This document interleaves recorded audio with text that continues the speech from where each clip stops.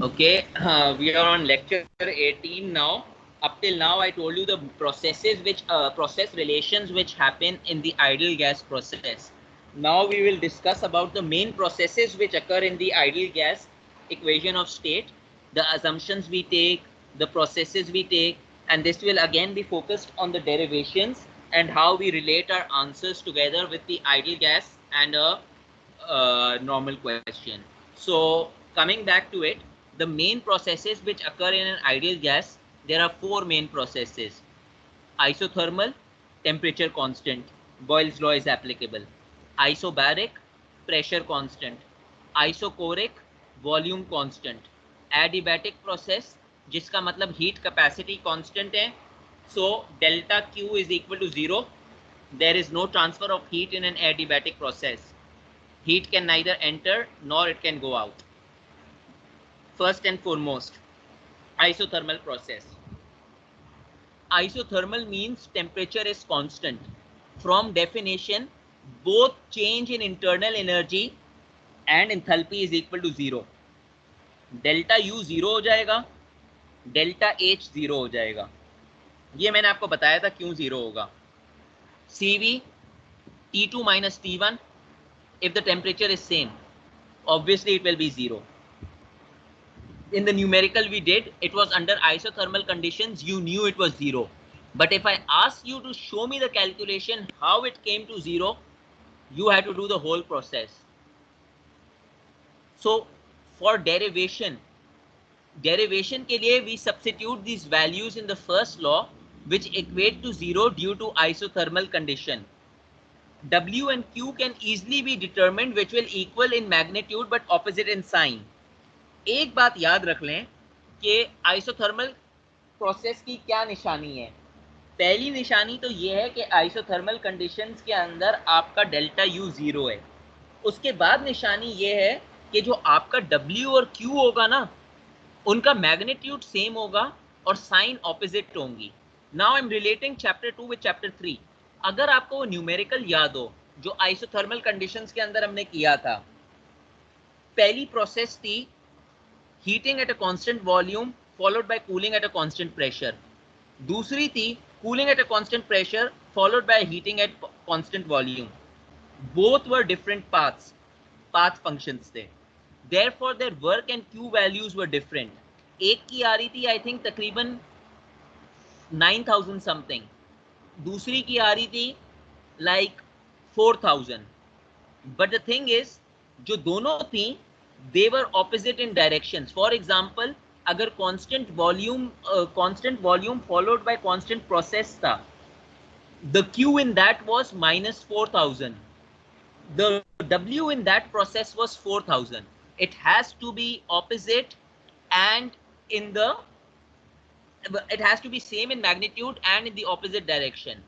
और उस क्वेश्चन में यकीनन दोनों की W की वैल्यू पॉजिटिव थी क्योंकि क्वेश्चन में लिखा था कंप्रेशन इज ऑलवेज पॉजिटिव. तो ये छोटे छोटे तरीके हैं to check if your answer is correct और if your answer is wrong. अब बात करते हैं derivation of an isothermal process. First of all for the derivation write the first law, delta U is equal to Q plus W. We know that CV delta T is equal to 0. Why is CV delta T is equal to 0? Temperature constant. So Q plus W is equal to 0. Automatically Q is equal to minus W. Q is equal to minus W बन जाएगा. अब आप पहले DW की बात करेंगे. DW की क्यों बात करते हैं? बिकॉज हमारी जितनी भी प्रोसेसेस हैं, these are mechanically reversible processes. So DW is equal to minus PdV. अब देखें, we are trying to bring the ideal gas equation into this. So from ideal gas we know that PV is equal to RT. तो P आपका subject हो गया, RT upon V. You are making P the subject over here.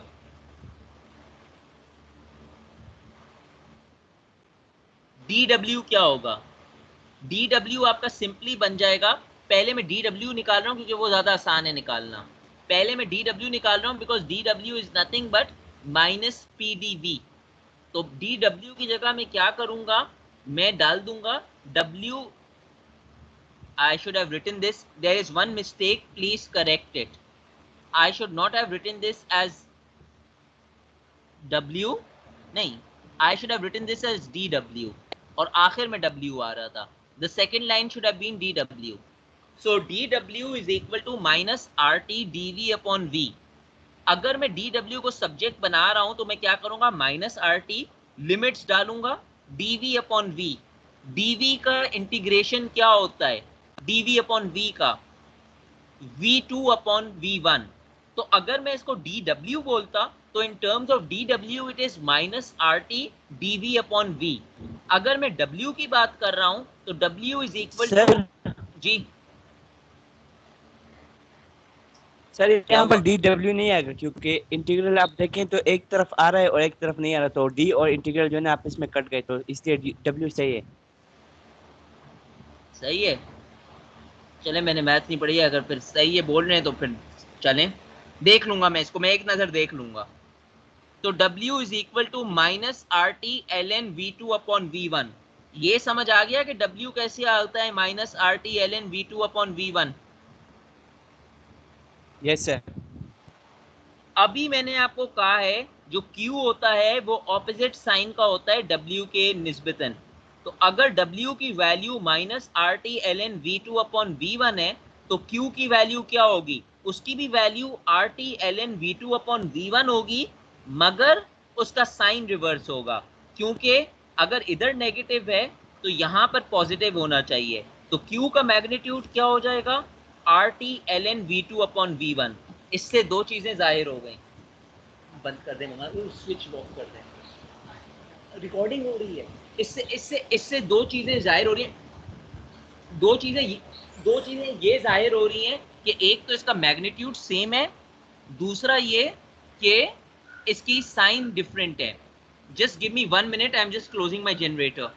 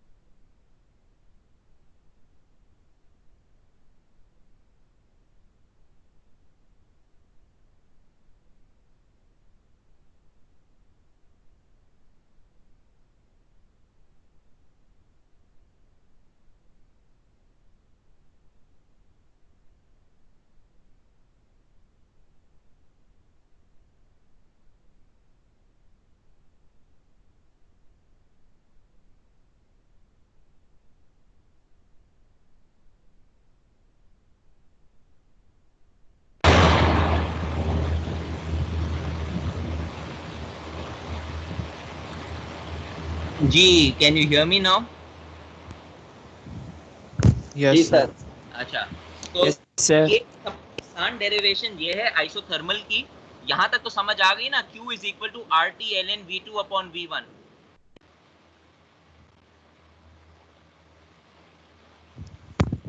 Yes, sir. Yes sir. देखें, W का relation देखें, कभी कभी मैं W और Q का रिलेशन देखें। अगर मैं आपसे ये बोलता, इवन दो मैंने आपको पढ़ाया नहीं है, मगर अगर मैं आपसे ये बोलता based on the Q value for a isothermal process what is a dependent variable, तो आप क्या बोलते?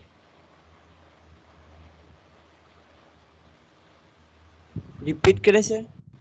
Based on your Q value, what is your dependent variable?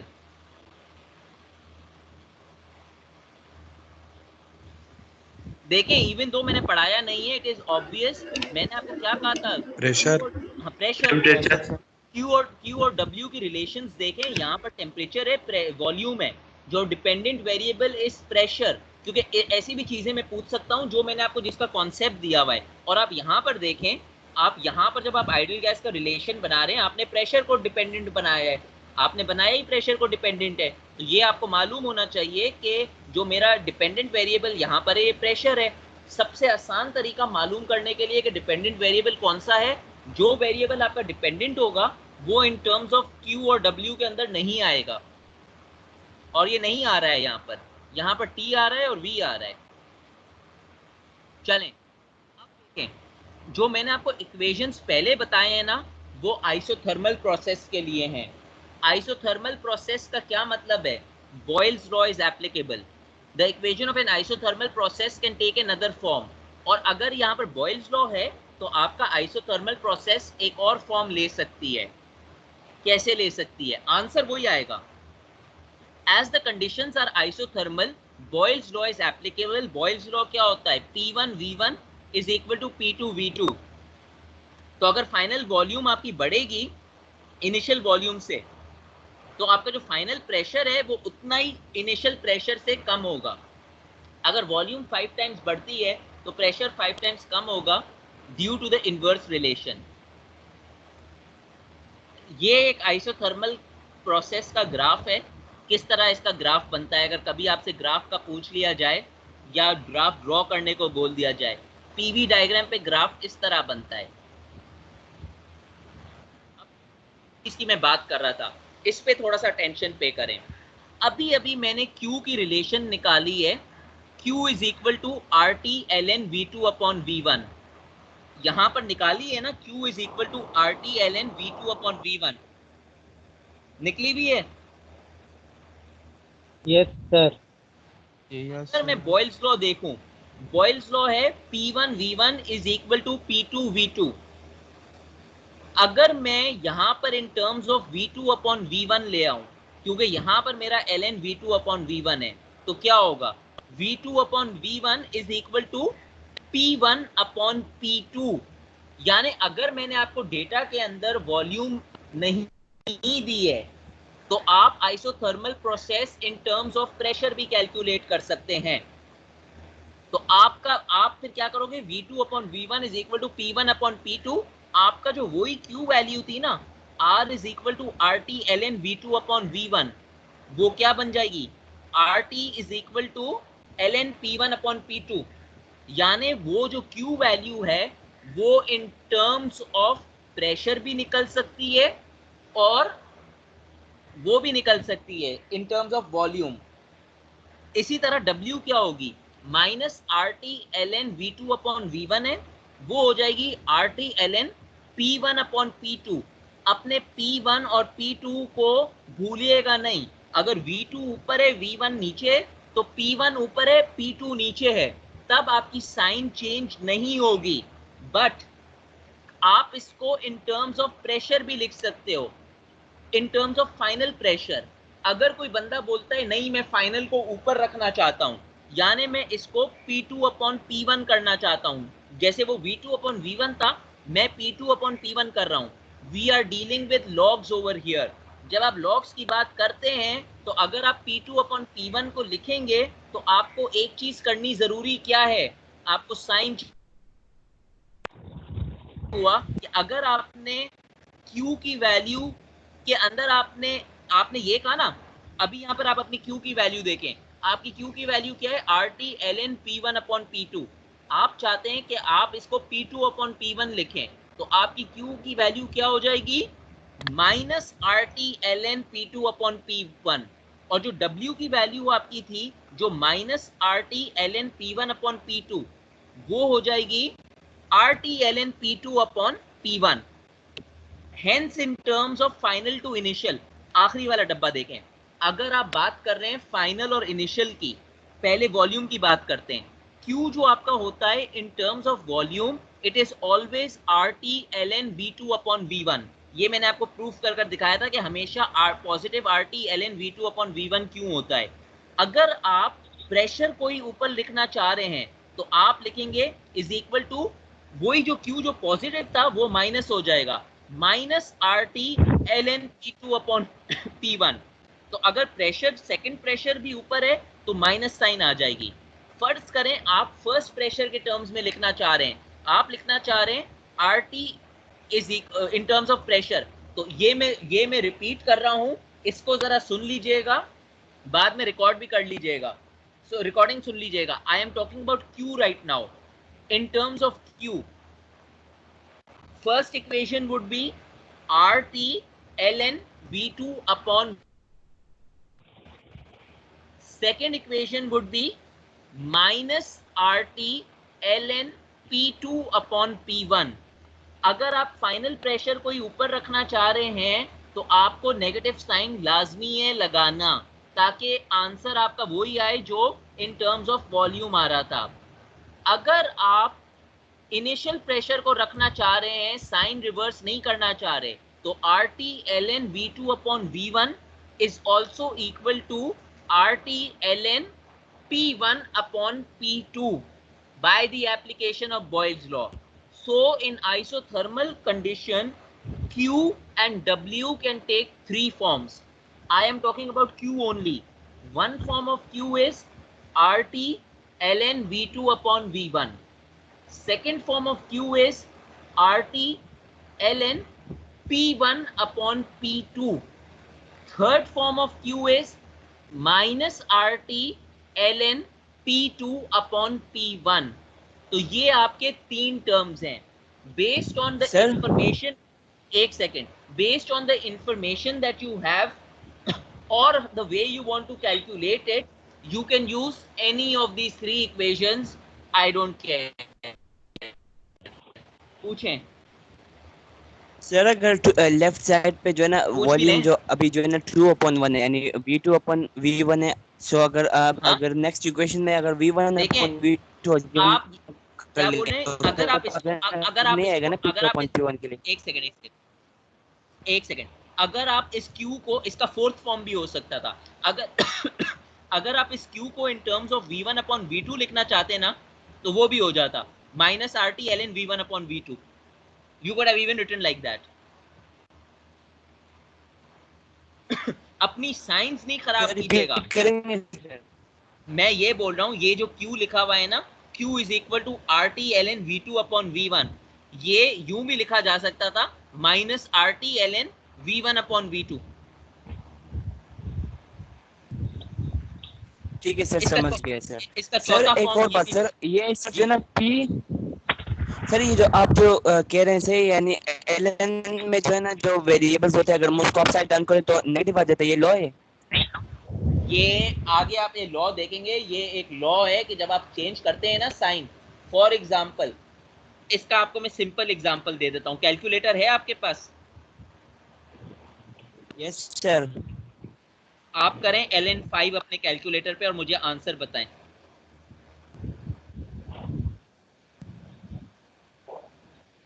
मैं बाद में कर लूंगा, आप बस मुझे समझा देते। नहीं नहीं, अभी कराएं ताकि सबको मालूम पड़े। ln5 करें। मैं बस कैलकुलेटर ढूंढ रहा हूँ। एक 1.609 1.609, इस आंसर को सुने, 1.609। अगर मैं 5 को उल्टा कर दूं यानी 1/5 हो गया। अब ln 0.2 करें,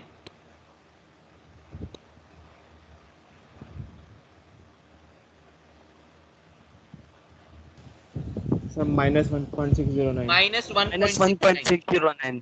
जिसका मतलब ये हुआ कि लॉग्स के अंदर जब आप एक चीज को उल्टा करते हैं तो आपको माइनस भी करना पड़ता है उस आंसर को सेम करने के लिए। तो in other words ln 1/5 is equal to minus ln 5। समझ आई बात? तो यही चीज मैंने यहां पर की। Yes sir. यहां पर ln P2/P1 था, तो अगर मैं इसको P1/P2 करूंगा तो मुझे साइन भी चेंज करनी पड़ेगी और तभी मैं इसका रेशियो चेंज कर सकता हूं। This is a mathematical rule. ये मुझे आगे बताना था मगर आपने अभी पूछ लिया तो मैंने आपको इधर ही बता दिया। यहां तक क्लियर हो गया? ये 4 फॉर्म समझ आ गए कैसे यस हैं? सर। अब मैं आपको ये नहीं बोल रहा हूं कि आप चारों फॉर्म रट्टे लगाओ, आप इनमें से पहला फॉर्म डिराइव कर लो, यानी Q is equal to RT ln V2/V1। अगर आपने Q is equal to RN V2/V1 derive कर लिया तो फिर आप चारों फॉर्म कर सकते हो। मगर कभी कभी क्वेश्चन में ये आता है कि क्वेश्चन में मैं आपसे ये बोलता हूं कि ये प्रूफ करो, क्या नाम है, RN ln sorry RT ln P1/P2। अगर मैंने P1/P2 बोल दिया तो आपको पहले RT ln V2/V1 डिराइव करना पड़ेगा, फिर आपको बॉयल्स लॉ लगाना पड़ेगा कि V2/V1 is equal to P1/P2, ताकि मुझे मालूम तो पड़े कि P1/P2 कहां से आया है, और फिर आपको दिखाना पड़ेगा।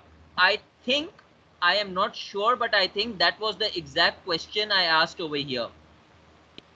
मैंने इनको अब, और एक और बात, अगर आप मेरे क्वेश्चंस प्रैक्टिस करेंगे ना, मेरा कोई क्वेश्चन रिपीट नहीं होता है।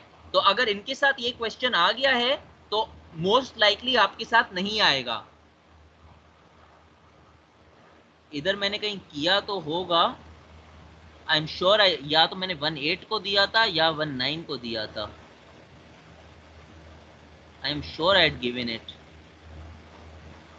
T2/V1।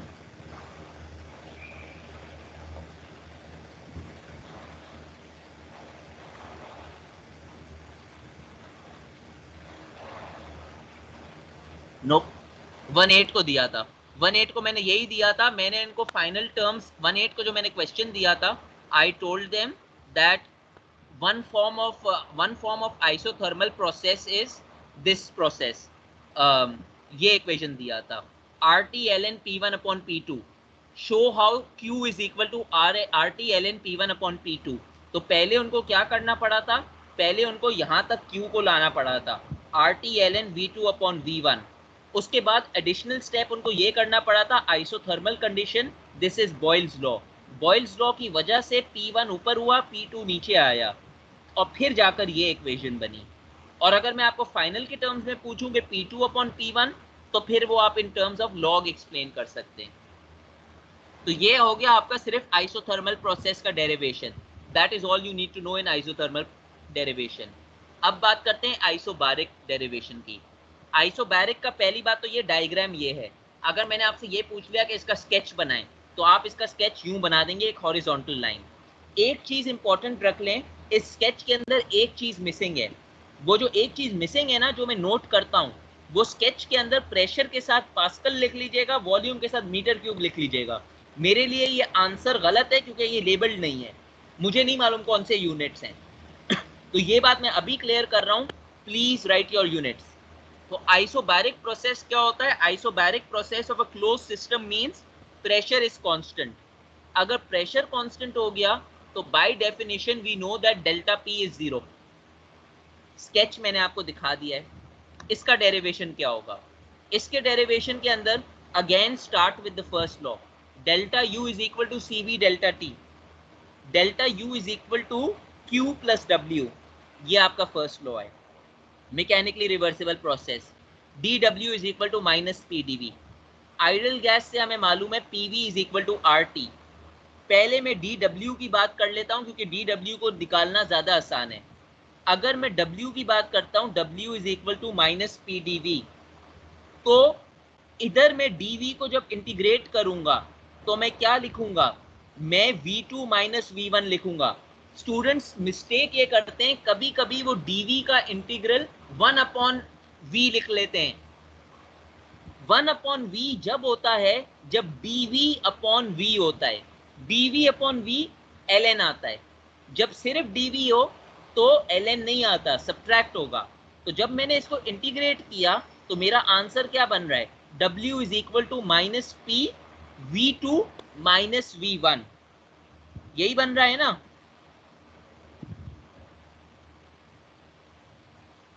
Yes no yes sir. Yes अब देखें, सर। अब मैं आइडियल गैस की हेल्प ले रहा हूं। जो राइट हैंड साइड पे डब्बा है उसको अभी इग्नोर करें, आप लेफ्ट हैंड साइड की बात करें। जो 3 इक्वेशन लिखे हैं, मैं किस तरह डिराइव कर रहा हूं। मेन आइडियल गैस इक्वेशन क्या है, PV is equal to nRT, यानी R कांस्टेंट है, PV is equal to nRT।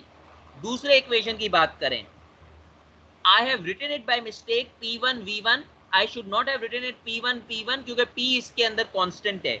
The second equation should have been P V1 is equal to nRT1, यानी 3 कांस्टेंट है, P कांस्टेंट है, R constant है, N constant है। तीसरा equation क्या हो गया, तीसरा इक्वेशन ये हो गया P V2 is equal to nR2। ये 3 इक्वेशन हो गए, सही है। ये 3 इक्वेशन समझ आ गए। पहला equation PV is equal to nRT। अगर मैं कोई नई वॉल्यूम लूं, कांस्टेंट प्रेशर है क्योंकि आइसोबारिक प्रेशर है, तो मेरा second equation would be PV1 is equal to nRT1। तीसरा इक्वेशन क्या हो जाएगा, PV2 is equal to nRT2। अब जो राइट साइड के ऊपर सबसे ऊपर इक्वेशन है वो मैंने इन टर्म्स ऑफ आइडियल गैस लिखा हुआ है। P वैसे के वैसे रहने दिया है क्योंकि कांस्टेंट है। वॉल्यूम क्या हो रही है, चेंज हो रही है, V2 माइनस V1। R क्या है, R वैसे के वैसा ही है। अगर वॉल्यूम चेंज हो रही है तो टेम्परेचर भी चेंज हो रहा है, T2 माइनस T1। तो अगर P कांस्टेंट है, P मेरा निगेट हो गया। अब नीचे वाली लाइन देखें तो V2 माइनस V1 क्या बन गया, V2 माइनस V1 बन गया R T2 माइनस T1। ये मैंने शो किया उन 3 इक्वेशन से। जब V2 minus V1 R T1 बन गया तो मैं क्या कर सकता हूं, मैं इस इक्वेशन में V2 माइनस V1 की जगह क्या लिख सकता हूं,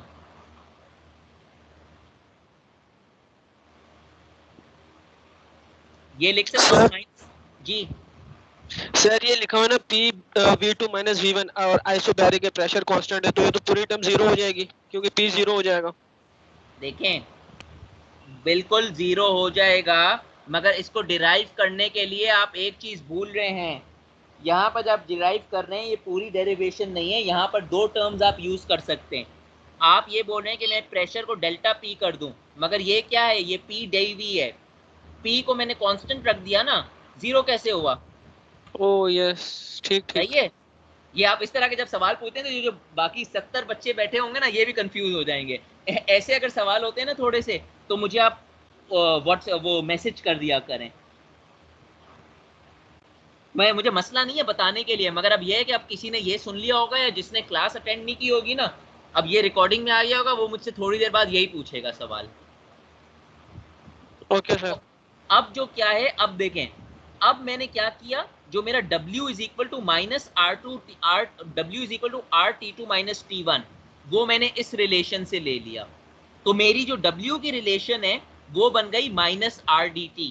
तो ये एक्सपेरिमेंट कर कर मुझे मेरा W मिल गया। जो मेरा ये W था ना माइनस PdV, उस वक्त मेरे पास इन टर्म्स ऑफ T नहीं था। अब मैंने उस माइनस PdV को माइनस RDT कर लिया। यानी आइसोबारिक प्रोसेस के लिए अगर मैं आपसे आइसोबारिक प्रोसेस का वर्क पूछूं तो आइसोबारिक प्रोसेस का वर्क होता है माइनस RDT।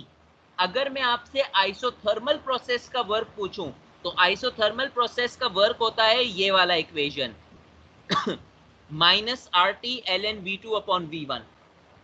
इसके अंदर क्या हो गया, minus RDT, that is the work equation for an isobaric process. अब बात आती है CP की, CP की नहीं, दूसरी जो चीज थी Q की बात आती है। Q के लिए क्या करना है, Q के लिए you again go in the first law. dq is equal to du plus pdv। Again मैंने pdv क्यों किया है? मैंने pdv इसलिए किया है क्योंकि dq सब्जेक्ट है। अब du को मैंने क्या लिखा? cv dt लिखा प्लस pdv। यहां पर rdt कहां से आया? यहां से आया rdt। ये जो माइनस rdt था ये पॉजिटिव rdt हो जाएगा माइनस pdv कर कर। तो यहां पर ये हो गया rdt। dq अब क्या इक्वल होगा?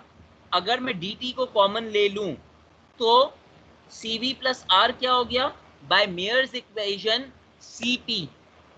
तो इसीलिए dq is equal to cp delta t जो कि डेल्टा h होता है। अब जब आप शुरू के अंदर मुझसे लेक्चर 2 के अंदर पूछ रहे थे ना कि q के साथ cp डेल्टा t क्यों है और h क्यों है, उसका प्रूफ यहां पर आया है that enthalpy is always equal to dq is equal to cp delta t। अब वो समझ आई? वो जो लेक्चर 2 के अंदर मैं लिख रहा था वो कहां से मैंने लिखा था? इस डेरिवेशन की वजह से लिखा था, यस सर। आइसोबैरिक प्रोसेस के लिए। Yes sir. अब इसीलिए वो वाला चैप्टर और ये वाला चैप्टर आपस में लिंक हैं। ये दोनों आपको बता रहे हैं कि वो रिलेशंस आई कहां से हैं। तो इसीलिए dq is always equal to cp delta t which is equal to delta h। तो इसका जो q होगा, इसका q होगा cp dt। इसीलिए हम बोलते हैं कांस्टेंट प्रोसेस के लिए, कांस्टेंट प्रेशर प्रोसेस के लिए क्या बोलते हैं? कांस्टेंट प्रेशर प्रोसेस के लिए cp delta t which is equal to q। यही चीज है constant pressure cp delta t। Isochoric process सबसे आसान प्रोसेस ये है डिराइव करने के लिए। तो आप अज्यूम कर लें कि कभी भी मैं यह आपसे ये प्रोसेस नहीं पूछूंगा। Isochoric sir process. Sir sir आपने जो अभी आइसोबैरिक प्रोसेस का समझाया सर, उसमें आपने जो डायग्राम बनाई है वो पीवी की है सर। तो आइसोबैरिक के लिए वीटी की डायग्राम होती है या नहीं? आइसोबैरिक की वीटी की मैंने कभी देखी नहीं है ओके और सर। मुझे मालूम नहीं, देखना पड़ेगा। आई डोंट नो, सिंपल सी बात है। बट आमतौर पे when we are dealing with ideal gases we always make PV diagrams. हमारा इंटरेस्ट हमेशा, मैंने आपको पहले भी कहा था, पीवी डायग्राम के अंदर होता है because we are more interested in pressure and volume, we aren't interested in temperature, क्योंकि टेम्परेचर आप शुरू के अंदर पहले ही डिफाइन कर देते हैं। अगर आपको मालूम है आइडियल गैस कहां से आई है? वायरियल इक्वेशन से। हर वायरियल इक्वेशन के कोएफिशिएंट ऑलरेडी टेम्परेचर डिपेंडेंट है। You don't need a temperature curve for that. Isochoric okay process की सर। बात करते हैं। आइसोकोरिक के अंदर अगेन इस डायग्राम के अंदर प्रेशर के यूनिट्स डाल दीजिएगा, वॉल्यूम के यूनिट्स डाल दीजिएगा। The sketch is shown, straight line बनती है। कैलकुलेशंस भी शोन कर दिखा दिए हैं कि आपको डिराइव कर कर दिखाया है कैसे डिराइव होती है। Delta V is equal to 0, delta U is equal to CV delta T. W का क्या रिलेशन होता है? Minus PdV. Automatically W is 0। Isochoric process के अंदर W is equal to 0 because no work is done. तो अगर आप delta U is equal to, बाकी क्या बचा? Delta U is equal to CV delta T, तो Q is equal to CV T2 minus T1। Again मैंने आपको relate कर दिया। अब आपको समझ आई कांस्टेंट प्रेशर के ऊपर CP डेल्टा T क्यों हो रहा था, कांस्टेंट वॉल्यूम के ऊपर CV डेल्टा T क्यों हो रहा था, और ये CV delta T delta U को इक्वल क्यों हो रहा है। तो ये तीनों चीजें मैंने आपको रिलेट कर दी हैं कि कांस्टेंट वॉल्यूम के अंदर हमेशा CV delta T, constant pressure के अंदर हमेशा CP डेल्टा T। वो आया है इन डेरिवेशंस की वजह से। सर T2 माइनस T1 कैसे हो रहा है? क्या हुआ? लास्ट में T2 माइनस T1 कैसे हो रहा है? T2 माइनस T1 कैसे हुआ? देखें, जब मैंने फर्स्ट लॉ अप्लाई किया, first law integration of delta T तो T होगा ना? Delta integration of delta T तो T होगा। डेल्टा क्यू T क्यों होगा? T2 माइनस T1 होगा। अगर CV dt है, CV dt है डेल्टा Q, अगर उसको इंटीग्रेट कर रहा हूं तो CV dt को इंटीग्रेट कर रहा हूं ना। dt का इंटीग्रेट क्या होता है? T2 minus T1, final minus initial.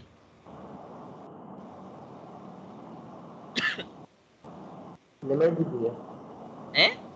Limit है ना, ओके ठीक है। बनाया हुआ है मैंने लिमिट। हो सकता है आपको पिक्चर क्लियर नहीं नजर आए मगर सब कुछ बनाया हुआ है। This is an important process, adiabatic process. सबसे पहले तो आपको मालूम ये होना चाहिए कि एडिबैटिक प्रोसेस जो है ना वो होती है, क्या नाम है, a process which no heat enters और leaves the system. Hence adiabatic process के अंदर Q इज इक्वल टू 0। तो आपका जो फर्स्ट लॉ होता है ना वो रीफॉर्मुलेट हो जाता है। दूसरी बात ये, प्रेशर वॉल्यूम कर्व के अंदर अगर मैं आपको डायग्राम दूं और उस डायग्राम के अंदर दो कर्व सिमिलर हैं, ए बी और ए सी दोनों सिमिलर हैं। अब देखें, जब आइसोथर्मल प्रोसेस की बात करते हैं तो आइसोथर्मल एक्सपेंशन भी हो सकता है, आइसोथर्मल कंप्रेशन भी हो सकता है। अगर आप इस कर्व को ए टू बी देखें तो ये आइसोथर्मल एक्सपेंशन है, अगर आप इस कर्व को बी टू ए देखें ये आइसोथर्मल कंप्रेशन है। इसी तरह अगर आप इस कर्व को ए टू सी देखें वो आइसोथर्मल वो एडिबैटिक एक्सपेंशन है, सी टू ए एडिबैटिक कंप्रेशन है।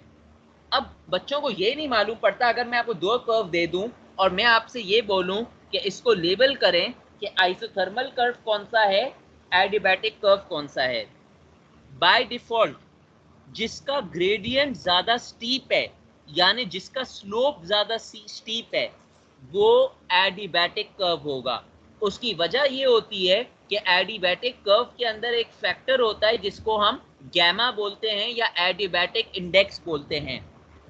ये जो इंडेक्स होता है ये आइसोथर्मल और ये हमेशा 1 से ज्यादा होता है।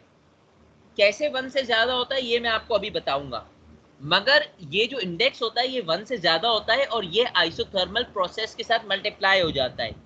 तो अगर आइसोथर्मल प्रोसेस की कोई वैल्यू है, लेट्स से आइसोथर्मल प्रोसेस की वैल्यू है 5 और अगर कोई चीज 1 से ज्यादा है, 1.1 हो गई, तो 5 मल्टीप्लाई बाय 1.1, 5 से ज्यादा आंसर होएगा, 5 से कम आंसर होगा।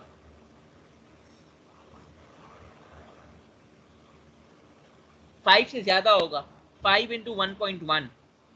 तो एडिबैटिक कर्व जो होता है ना वो हमेशा ज्यादा स्टीप होता है। ये एक एग्जांपल हो गया जिसमें आइसोथर्मल कर्व ऊपर की तरफ है, एडिबैटिक कर्व नीचे की तरफ है, मगर एडिबैटिक कर्व का ग्रेडियंट देखें वो ज्यादा स्टीप है compare to isothermal curve.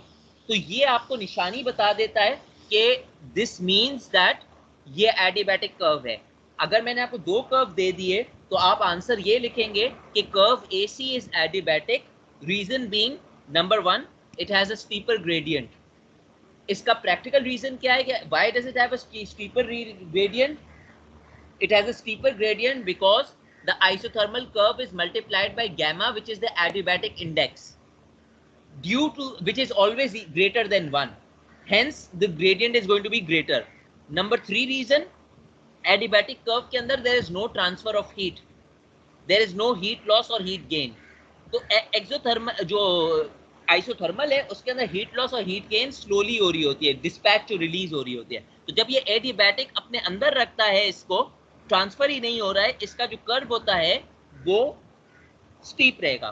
That is more of a physical reason, but mathematically मैंने आपको प्रूव कर दिया है। अगर फॉर एग्जांपल आपको इसका कर्व मिले बनाने के लिए, मैं आपको लेबल नहीं बताया, जैसे ये कर्व देखें, इसके अंदर भी देखें, इसकी अभी हम बात करेंगे। आइसोथर्मल का कर्व देखें और एडिबैटिक का कर्व देखें, ज्यादा ग्रेडियंट स्लोप किसका ज्यादा है? स्लोप तो आपको मालूम है ना क्या होता है, रूलर लगाकर अगर आप स्लोप देखें y2 upon y2 minus y1 upon x2 minus x1, दोनों में किसका ज्यादा है? स्टीपर कौन सा है, ब्लू लाइन या रेड लाइन? ब्लू लाइन से ज्यादा। Blue line. तो अगर जैसे इधर तो ये लेबलिंग हुई भी है ना, अगर मैं आपको ये डायग्राम देता और लेबल नहीं करता तो ब्लू लाइन को आप एडिबैटिक कर्व बोलते हैं क्योंकि इसका ग्रेडियंट ज्यादा स्टीप है। तो ये निशानी है बताने के लिए एडिबैटिक कर्व कौन सा है। ये मैं एक डायग्राम बनाया था, इस डायग्राम के अंदर भी देखें, इस डायग्राम में थोड़ा सा उल्टा है। उल्टा ये है कि अभी तक आप देख रहे थे आइसोथर्मल ऊपर है, यहाँ पर आप देखें कि आइसोथर्मल कर्व नीचे है, मैं आपको समझाऊंगा, मगर मेरा जो एडिबैटिक कर्व है वो ऊपर है। जो ऊपर वाला जो कर्व है उसका भी ग्रेडियंट ज्यादा है। मैंने भी ड्रॉ इस तरह किया है कि मेरा ग्रेडियंट ज्यादा बने। तो कोशिश ये कीजिएगा कि अगर आपको एडिबैटिक कर्व ड्रॉ करने को आ जाए प्लीज मेक श्योर दैट उसका ग्रेडियंट आइसोथर्मल प्रोसेस से ज्यादा हो. It is a requirement, it is a must that the gradient is greater than the isothermal gradient. अगर ग्रेडियंट आप ज्यादा नहीं रखेंगे तो वो आइसोथर्मल कर्व बन जाएगा. तो ये बात आपको मैंने बतानी थी कि इस बात को जरा नोट कीजिएगा. अब इसकी डेरिवेशन की बात करते हैं. सबसे पहले तो मुझे ये मालूम है कि एडियाबैटिक प्रोसेस के अंदर Q इज इक्वल टू 0. तो आपका फर्स्ट लॉ क्या हो जाएगा? Delta U is equal to W. यानी adiabatic process is a special process कि जितनी भी आपका चेंज इन इंटरनल एनर्जी है वो सारे का सारा क्या है? वर्क चेंज सारे का सारा वो वर्क है, क्योंकि इसके अंदर Q का जिक्र होता ही नहीं है. यहां तक बात समझ आई? अब वर्क हम कैसे डिफाइन करते हैं? वर्क हम डिफाइन करते हैं माइनस PdV. तो इस तरह हम डेल्टा U को माइनस PdV लिख सकते हैं. हो गया? सर एक क्वेश्चन सर. जी sir delta U equals to W ऐसे ही है सर. तो पॉजिटिव W ये शो कर रहा है कि work done on the system या ऑन द सराउंडिंग, जो भी हमारा रेफरेंस पॉइंट होगा. तो work done by the system या by the reference by the surrounding नहीं हो सकता according to the equation. According to definition हम जब फर्स्ट लॉ में लिखते हैं, ये मैंने बात शुरू में ही बोली थी, हम बाय नॉर्म इसको ऑन द सिस्टम से डिफाइन करते हैं, बाय मॉडर्न कन्वेंशन. ये शुरू के अंदर मैंने, शायद आप उस वक्त आए नहीं थे, ये आज की रिकॉर्डिंग का सबसे पहली बात मैंने यही की थी. अच्छा, डेल्टा U, अब देखें, अब delta U is equal to minus PdV. अगर मैं इसको थोड़ा सा सिंप्लीफाई कर दूं तो ये बन जाएगा CVdT plus PdV is equal to 0. फिलहाल यहां पर रुक जाएं, आइडियल गैस की बात करते हैं. PV is equal to RT. PV is equal to RT. तो मैंने क्या किया? P is equal to RT upon V. जो P की वैल्यू है वो P के अंदर सब्सिट्यूट कर दी, RT dV upon V. CVdT plus RT dV upon V, जिसके अंदर RT is nothing but RT upon V is nothing but the value of P. यहां तक कोई मसला? No sir. अब मैंने RT अपॉन DV को दूसरी साइड पे ले गया, minus RT dV upon V ले गया. अब जरा गौर कीजिएगा, मैंने अपनी सिंप्लिसिटी के लिए थोड़ा सा मैथमेटिक्स की हेल्प ले रहा हूं. CVdT वैसे के वैसा है. एक जगह मेरे पास dV अपॉन V है. अब यहां पर मैं अपनी मर्जी से कोई इंटीग्रेशन वैसे कर नहीं सकता हूं. एक जगह dt है, एक जगह dv है, तो मैं क्यों ना लाइक टर्म्स को एक जगह कर लूं. ये आपने मैथ्स में कहीं पढ़ा होगा, मैं इस रूल का नाम भूल गया हूं कौन सा रूल है, क्योंकि मैंने मैथ्स बहुत अरसे पहले पढ़ी थी. मगर अगर मैं dt अपॉन t कर लूं, यानी dt अपॉन t को एक साइड पे ले जाऊं, dv अपॉन v को दूसरी साइड पे ले जाऊं, तो मैं दोनों के ऊपर ln लगा सकता हूं सॉल्व करने के लिए मैथमेटिकली. तो मैंने क्या किया, मैंने अपना जो t है minus RT dV upon V का जो t है उसको मैं ले गया dt के नीचे, और जो मेरा CVdt है, जो CV है, जो कांस्टेंट है, उसको मैं R के नीचे ले गया. तो मेरा इक्वेशन क्या बन गया? dt upon t is equal to minus R upon CV dV upon V. इससे पहले मैं सब सॉल्व करूं, मैं ln वाले रूल्स अप्लाई कर दूं, तो dt अपॉन t क्या बन जाएगा? ln t2 upon t1 minus RCV constant है, इस वक्त कांस्टेंट है. सर पहले इंटीग्रेशन लगेगा आई थिंक. इंटीग्रेशन लगेगा, मैंने एक स्टेप स्किप किया है. इंटीग्रेशन के बगैर ये आ नहीं सकता, क्योंकि आपने लिमिट्स और इंटीग्रेशन लगेगा, बिल्कुल लगेगा, पर मैंने डायरेक्ट किया हुआ है. थिंक नहीं, positive, 100% sure.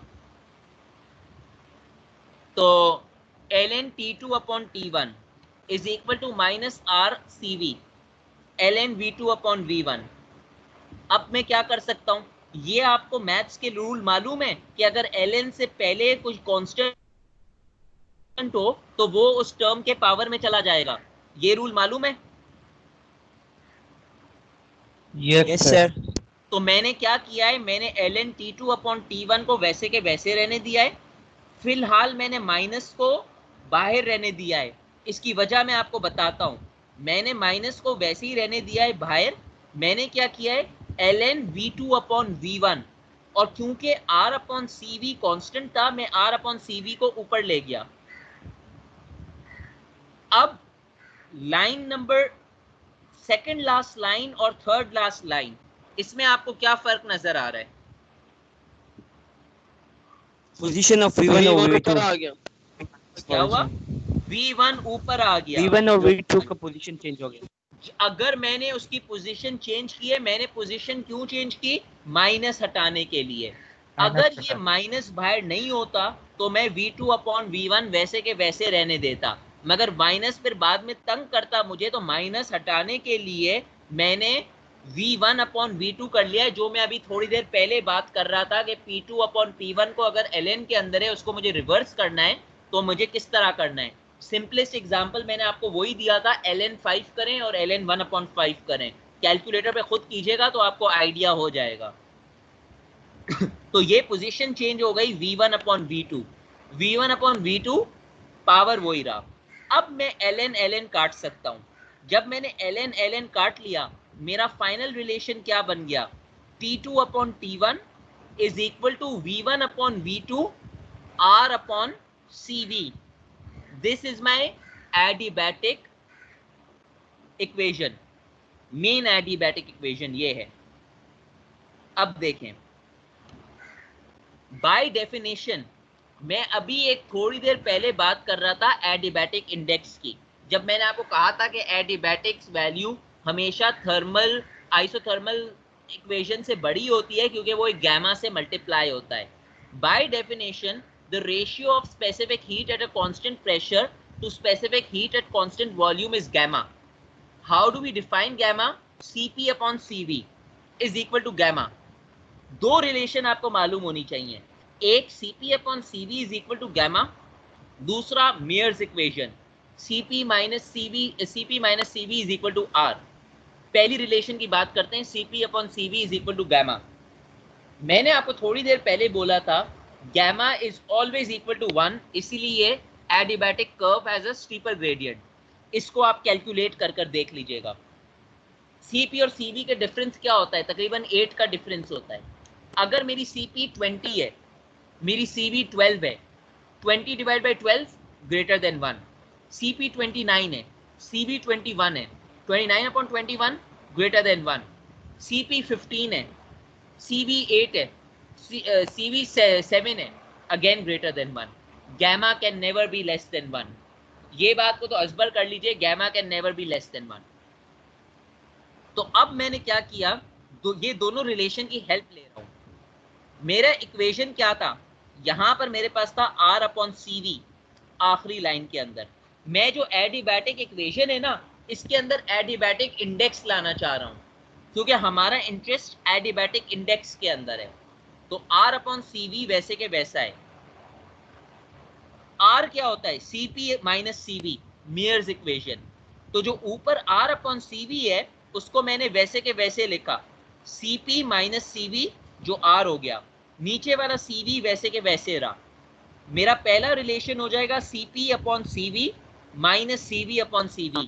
Cp upon Cv gamma adiabatic index, Cv upon Cv 1, तो ये R अपॉन Cv क्या हो गया? Gamma minus 1। ये तो फिर मेरा इक्वेशन क्या हो जाएगा? मेरा एडिबैटिक इक्वेशन हो जाएगा T2 upon T1 is equal to V1 upon V2। R upon Cv की जगह मैंने लिख दिया गैमा माइनस 1, गैमा माइनस 1। अब इसका शॉर्ट फॉर्म क्या होता है? अब वही टेक्निक है, तीनों इक्वेशन का एक शॉर्ट फॉर्म है। एडिबैटिक इक्वेशन के 3 फॉर्म बनेंगे। एक इक्वेशन बनेगा डिपेंडेंट वेरिएबल प्रेशर के ऊपर, एक बनेगा डिपेंडेंट वेरिएबल टेम्परेचर के ऊपर, एक बनेगा डिपेंडेंट वेरिएबल प्रेशर के ऊपर। ये वाला इक्वेशन क्या बन रहा है? ये बन रहा है, इसका शॉर्ट फॉर्म क्या है, T V gamma minus 1 is equal to constant. ये मैं आपको बताऊंगा कैसे आया जब मैं अगला कराऊंगा। टी कहां से आया, टी आया T2 अपॉन T1 से, V आया V1 अपॉन V2 से। तो मैंने क्या किया, मैंने T मल्टीप्लाई बाय V किया, जो गैमा माइनस 1 है वो V1 अपॉन V2 के ऊपर था, और ये कांस्टेंट है। अगर मैं आपसे पूछूं ये इक्वेशन दिखाकर विच वेरिएबल इज डिपेंडेंट, क्या बोलेंगे, प्रेशर। प्रेशर। अगेन वही बात है, जो इस इक्वेशन के अंदर शो नहीं हो रहा है वो डिपेंडेंट है, आपका यहाँ पर प्रेशर का लिंक नहीं है। तो टीवी गैमा माइनस 1, इसके अंदर pressure is your dependent variable. This is the first form of adiabatic expansion. यानी अगर आपके पास डेटा के अंदर आपको टेम्परेचर दिया गया है और वॉल्यूम दी गई है और आपसे एडियाबैटिक कुछ पूछा गया है, तो आप ये इक्वेशन ले सकते हो। मगर हर वक्त ये नहीं होता, हो सकता है कि आपको डेटा के अंदर टेम्परेचर नहीं दिया हो, प्रेशर दिया और वॉल्यूम दिया गया हो, तो फिर आपको दूसरा फॉर्म यूज करना पड़ेगा और आपको तीसरा फॉर्म यूज करना पड़ेगा।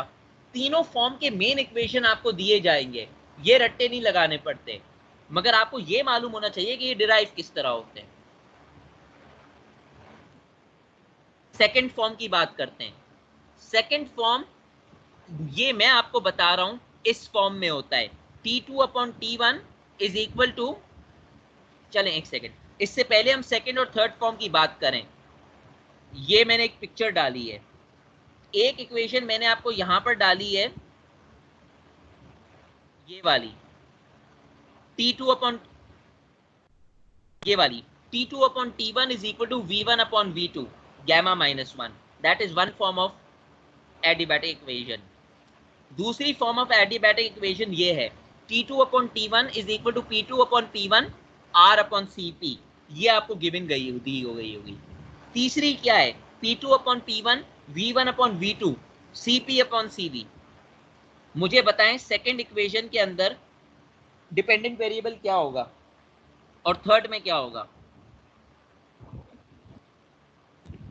सर सेकंड में V होगा और सेकंड में V होगा, थर्ड में T होगा, टेम्परेचर होगा, क्योंकि यहाँ पर टेम्परेचर का जिक्र नहीं हो रहा है। This is the easiest way to remember. हम सेकंड इक्वेशन की बात करते हैं। सेकंड इक्वेशन क्या है, फर्ज करें मैंने आपको ये इक्वेशन दी हुई हो और मैं आपको बोलूं डिराइव करो। सेकंड इक्वेशन क्या है, T2 upon T1 is equal to P2 upon P1 R upon CP। कोई मसला नहीं है डिराइव करने के लिए, इधर आ जाएं। सेकंड फॉर्म क्या है in terms of V, T2 upon T1 is equal to P2 upon P1 R upon CP। सबसे पहले आप R अपॉन CP को सब्जेक्ट बनाएं। R अपॉन CP क्या है, R अपॉन CP, R मैंने आपको अभी बताया था CP minus CV, CP minus CV upon CV, ये हो जाएगा 1 माइनस CV अपॉन CV, यानी 1 वैसे के वैसे रहेगा। अगर CP अपॉन CV गामा होता है तो CV अपॉन CP क्या हो जाएगा अगर रेसिप्रोकेट कर दोगे?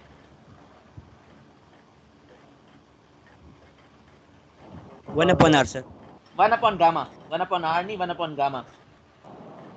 CV अपॉन CP, अगर CP अपॉन CV गैमा है तो CV अपॉन CP क्या है, 1 अपॉन गैमा।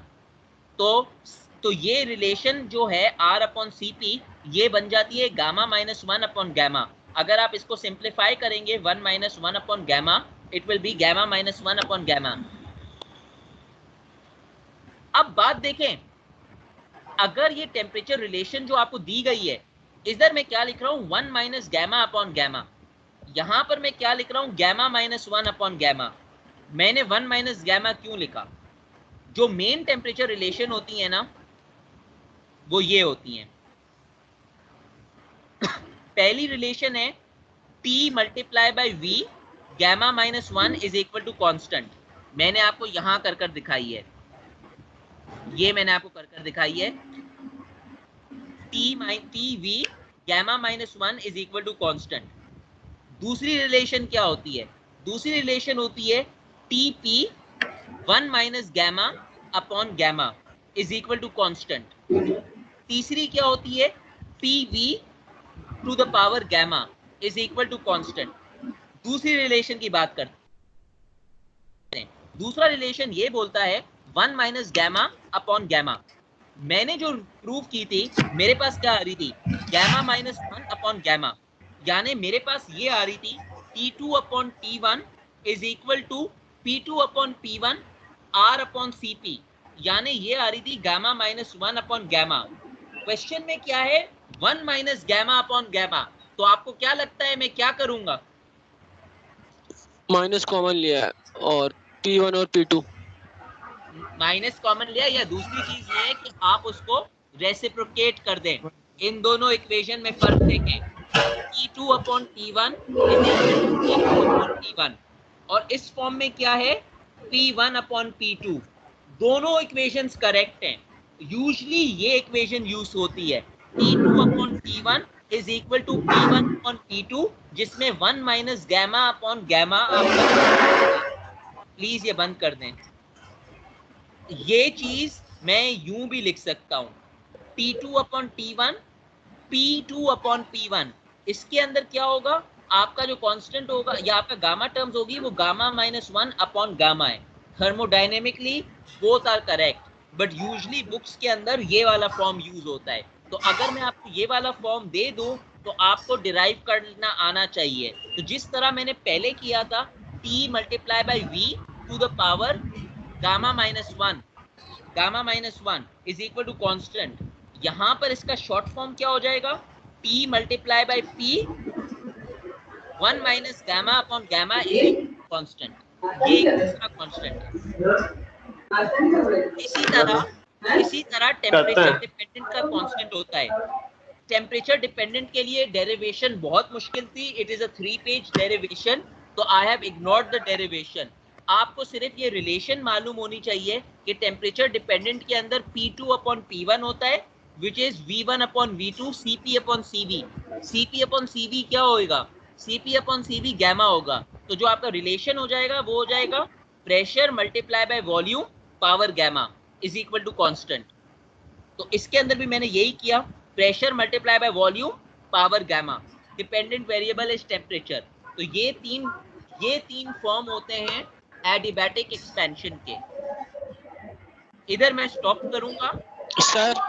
एक सेकंड, ये 3 फॉर्म्स हैं, यहाँ पर मैं स्टॉप करना चाह रहा हूँ। अभी मैं स्टार्ट करूंगा इसको, यहाँ से स्टार्ट करूंगा next week, if I start from here. Okay, let me stop the recording, then ask the question.